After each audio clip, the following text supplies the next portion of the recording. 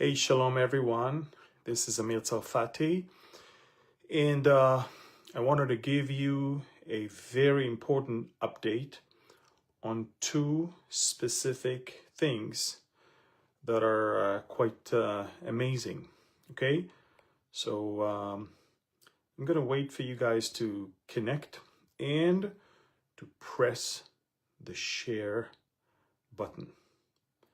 This is maybe a revelation to some of you, but you have no idea how powerful you can be by spreading the message. And just click the share button, okay? So again, let me see where you guys are from. I am reading the chat here to see if you can write where you guys are from. It would be very helpful.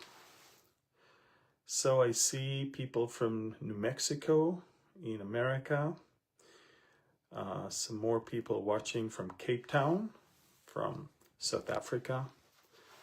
I see people that are writing from South Africa, some more people from South Africa.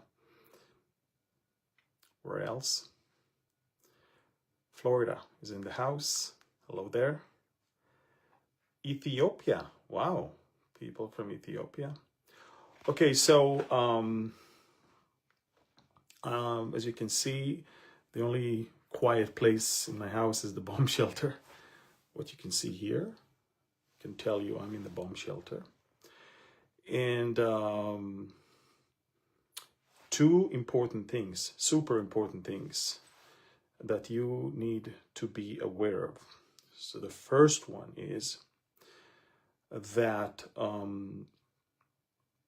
we just cut all humanitarian aid to Gaza, but the Trump administration, in full coordination with the Trump administration, we are about to cut water and electricity. Can you imagine? We provide water and electricity to Gaza, to the people that fight us, rape us, kill us, burn us, and hold our hostages.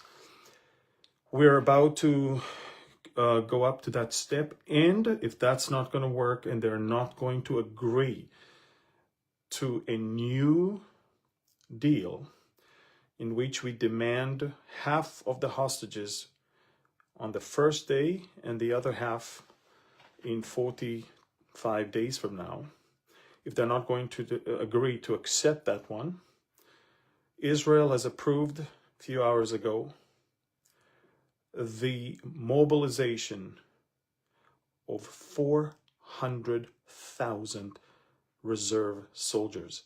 It's the largest mobilization of reserve soldiers in the history of the country. We are preparing for something bigger than what we did following October 7th. So again, we're giving Hamas a chance. First, we stop the humanitarian aid. Next, in the next day, we're going to cut water and electricity. And next, if that's not going to work, full-blown attack. Now, how do I know that? First, of course, the government approved this unprecedented number of reserve soldiers. Second, on Wednesday, a new commander to the Israeli military is going to be taking his office. He already, days before he's assuming office, he asked to see the plans. And he already said, no, these are not good enough. Go back to the drawing board. Give me something much stronger than this. This is a very unique time in history where Israel is less enthusiastic to destroy its enemies than America. In other words, we have an administration that is far more militant in his approach to Hamas than our own government. And if you're asking me why, it's because Trump needs to save us from ourselves. The left, progressive, liberals, backed by the media, is going nuts. They want all the hostages now, like babies. They don't understand that that's not how it works. Hamas, the only reason why Hamas agreed to the latest deal is because Hezbollah is gone and Iran is crushed. That's why. So otherwise, I mean, they said no and no and no and no.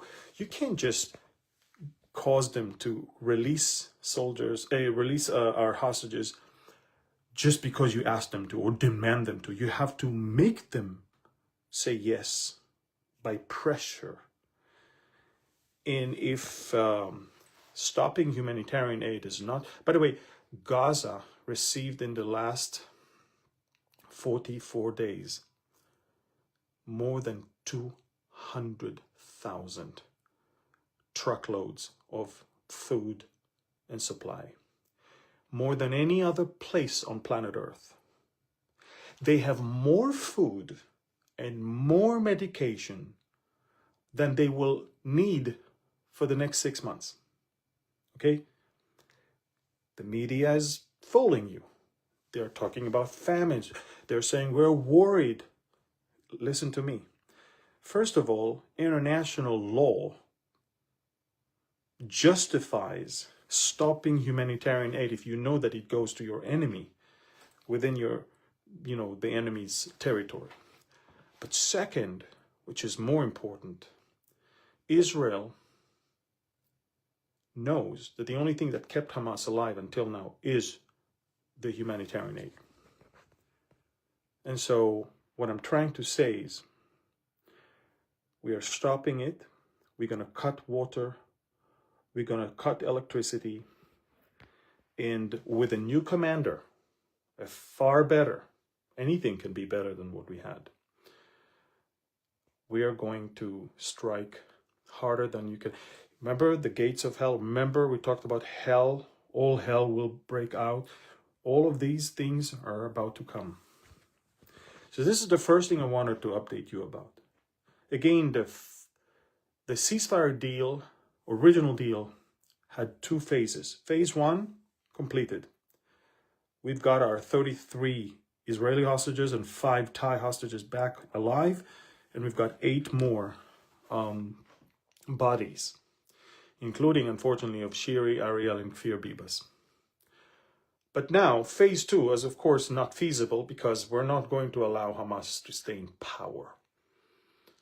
So what's going to happen is Israel offered, actually the Trump administration offered a new deal that will extend the ceasefire for 42 more or 45 more days. And on the first day, they need to give us half of the living and the dead hostages, which means 12 living hostages and 18 dead hostages. And on the very last day, if everything works well, the remaining ones. Hamas doesn't want. And guess who supports Hamas? Egypt and Qatar. I don't know who calls them mediators. They're not mediators. They're fully backing Hamas. Just so you understand, Hamas is fully backed, supported, energized, and even guided by Egypt and Qatar. So, Israel approved the largest number of reserve soldiers to be mobilized within the next few weeks. 400,000. Just so you understand, when October 7th took place, it was only 320,000. Now we're talking about 400,000. Unprecedented. That's the first thing I wanted to update you about. The second thing I wanted to update you about is Syria. Israel is drawing new lines. Within the last 48 hours, Israel not only threatened, but actually acted against the current regime that is basically made of Al-Qaeda and its local branch, Hayat Tahrir al-Sham, HTS. And Israel made it very clear. A, south of Damascus, you cannot be. B, don't ever touch the Druze. They're our allies, and if you do something to them, we will come and help them militarily. And so Israel is also running a pilot program. We're providing work for the Druze to replace the Palestinians, which we don't want to have anything to do with them anymore, with these demons. But Israel is also sending, gladly, may I say, humanitarian aid to the Druze in southern Syria. We're creating an alliance. We're creating a new reality where southern Syria, may I add, the Sweda governorate, is going to become an independent county comprised of mostly Christian and mostly Druze and Christians. It will be the only entity in the Middle East that is not, besides Israel, that is not mostly Muslim. Israel is building a new line of defense, not just by our own outposts that we are now building, but creating a buffer that will be manned and populated by our allies. And so unprecedented things are happening before our very eyes. Things that look, this is the first time in our history as a modern state that I'm going to bring tourists all the way to Mount Hermon and show them the entire mountain and tell them everything is now controlled by Israel. I used to bring them to Mount Hermon. I used to show them, you see, this one is the Israeli side. That higher position is the Syrian side. No more. Israel controlled all of Mount Hermon. I used to bring tourists to see the Golan Heights, to look at where Syria is. It's no longer Syria. Most of the buffer area is now in Israeli control. And Israel declared that it has to remain demilitarized. And when the Jolani, the leader, the regime, started sending troops, we shot, we attacked, and they turned around and ran away. We're setting new rules, new boundaries, new borders, new reality. So there's a new reality in Gaza, and there's a new reality on the Syrian border, and there's also a new reality with Lebanon. We have 5 positions within Lebanon, and we're shooting almost every day every single suspicious movement of Hezbollah. And Hezbollah is not even responding. And may I add, more and more and more Lebanese politicians and media personalities are saying the P word. You know, we're not supposed to say the F word or the S word. The P word, peace, was not supposed to be used by Lebanese. And now they're saying we need to have peace with Israel. We cannot fight the Israelis. It only brings problems, destruction, pain, misery, and death upon us. That's what they say. And I will also add that the Syrian regime the new Syrian regime instructed the media in Syria not to call Israel enemy anymore. On all official Syrian broadcast, it's Israel now. It's not the Zionist enemy or the Zionist occupation. Having said that, what I want you to understand, and please, by the way, please share this. People, you don't have a clue how much your liking, commenting, following, and sharing makes all the difference in the world.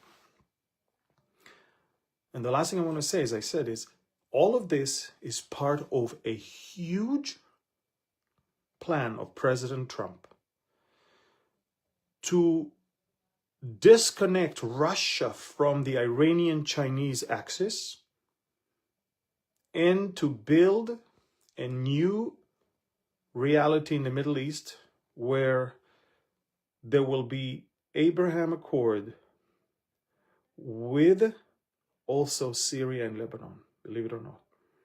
I know it sounds unrealistic, it sounds almost bizarre, it sounds who would imagine? But remember, Ezekiel 38 does not mention Lebanon and Syria as the enemies that come against us. Very interesting, isn't it? So everything we see, including the Ukraine-Russia and the Ukraine-American crisis, it all has to do and connected very, very tightly to the grand plan of adding to the Abraham Accord Kuwait, Saudi Arabia, Syria, and Lebanon. And by doing so, completely destroying the Iranian axis of evil. Phenomenal. Remember what Jonah said? 40 days and Nineveh will be overthrown. I'm telling you, 40 days and Gaza and Hamas will be overthrown. And I'm not sure the response of the Gazans will be as the one of the people of Nineveh. I'm pretty sure it will not be repentance. The Gazans are fully backing Hamas. Many of them are holding some of our hostages, and they will not give it to us. You know, even in Nazi Germany, there were Germans that did not collaborate with the Nazis, and they actually kept Jews. And they actually helped Jews. Not in Gaza. No one. All are not innocent. All collaborate, admire, love, and endear Hamas. Indeed, there is no other way but to send them to another place where they will no longer pose an existential threat on southern Israel, and their murderous intention will not provide another October 7th. Please share this message with as many people as you can. Like, subscribe to our YouTube channel, and share. Share, share, share.